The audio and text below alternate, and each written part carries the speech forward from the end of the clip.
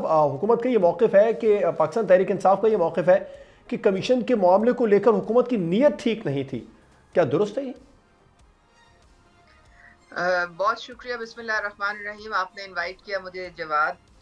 ये बिल्कुल सही कह रहे हैं। मैंने तो कोई ऐसी सियासी पार्टी नहीं देखी जो कि जाके पूरी दुनिया में इंटरनेशनली अपने ही मुल्क को बदनाम करने पे तुल जाए। उनका एक ही एजेंडा हो कि हमने पाकिस्तान के खिलाफ जाके पूरी दुनिया में हमने एक मुहिम चलानी है, उसके इदारों के खिलाफ हमने घटिया तरीन किस्म की मुहिम चलानी है और लोगों को ये कहना है कि जी बदतरीन आपका जो मुल्क है ना इस वक्त वो पाकिस्तान है, बाकी दुनिया तो बहुत बेहतरीन है और इनका इसके अलावा कोई एजेंडा नहीं। आपने देख लिया कि जो इन्होंने जाके हर सेनेटर के पाँव पड़े हैं, हर कांग्रेसमैन के ये पाँव पड़े हैं, लॉबिंग फर्म्स इन्होंने हायर किए हैं। इनको पता है कि पाकिस्तान में तो अब इनके लिए कोई नहीं निकलता। ये जो कह रहे हैं ना कि 12 करोड़ गुर्बत की लकीर से नीचे जो अवाम है ये हमारे साथ हैं, तो भाई साहब मैं इनको बता दूं कि आपको टोटल करोड़ एक वोट पड़ा था, बाकी किसी ने आपको वोट नहीं दिया।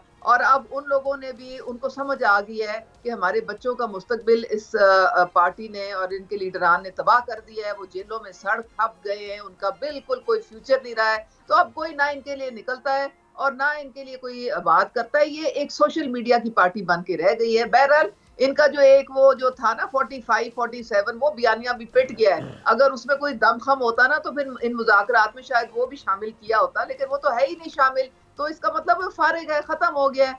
इनको क्या हासिल हुआ? इन्होंने 9 मई किया, क्या हासिल हुआ? सजाएं हुई। अब बानी साहब को भी सजा जो है नजर आ रही है, उनको सामने दीवार पे लिखा हुआ नजर आ गया है कि एक बंद गली में मैं पहुंच गया हूँ, अब इसके बाद मुझे कोई बचाने वाला नहीं है, क्योंकि मुझे जो मैंने रियासत के खिलाफ हमले करवाए, लोगों को गुमराह किया, उसका मुझे अब जवाब देना पड़ेगा। क्योंकि ये तो वो दुश्मन का बयानिया है ना, जो आप किसी मेरे ख्याल में ऐसे आप टीटीपी वगैरह से तो एक्सपेक्ट कर सकते हैं कि वो आपके कौमी सलामती के इदारों के ऊपर पै दर पै हमले करें, आपके वफाक पे पै दर पै हमले करें और आप ही के रेंजर्स को और आप ही के पुलिस एहलकारों को वो जो है वो शहीद करें। चलिए लेकिन ये कोई तो हुकूमत का बयानिया है बिल्कुल उस्मा साहिबा। अच्छा अब ये बताइए कि जिस तरह के स्पीकर ने मीटिंग कॉल कर रखी है, पाकिस्तान तहरीक इंसाफ बैठने से इनकार कर रही है, उसका मौक़िफ़ है कि हम फोटो सेशन के लिए तो बैठ नहीं सकते हैं, कमीशन का जो तनाज़ा है उसको सॉल्व होता देख रही हैं आप? देखिए बात सारी ये है कि ये अपना जो इनकी जो एक रेप्यूटेशन है ये उस पे कायम और दायम है, वो है यू टर्न लेने वाली। इन्होंने कहा था 7 दिन वर्किंग डेज। अब वो 7 वर्किंग डेज अगर आप हिसाब लगाएं तो 31 को खत्म होते हैं। चलिए अगर मान लिया जाए, मैं बंदूखेल साहब की तरफ भी ये सवाल लेकर आऊंगा, 2 या 3 दिन आपको मजीद मिल जाएंगे तो क्या उसके बाद कमीशन बनाने की तरफ आ जाएगी हुकूमत?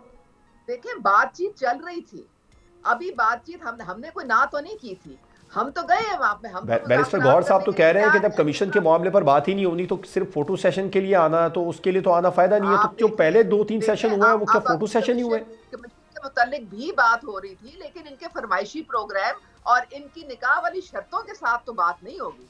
अगर कमीशन की बात होगी तो वो 2 तरफा बातचीत होगी, उसमें न्यूट्रल जजेस की बातचीत होगी, उसमें और से बहुत खतोखाल आएंगे और फिर देखा जाएगा कि भी क्या लाए अमल से हम आगे बढ़ सकते हैं। सब्सक्राइब करें और बेल दबाएं ताकि कोई खबर रह न जाए।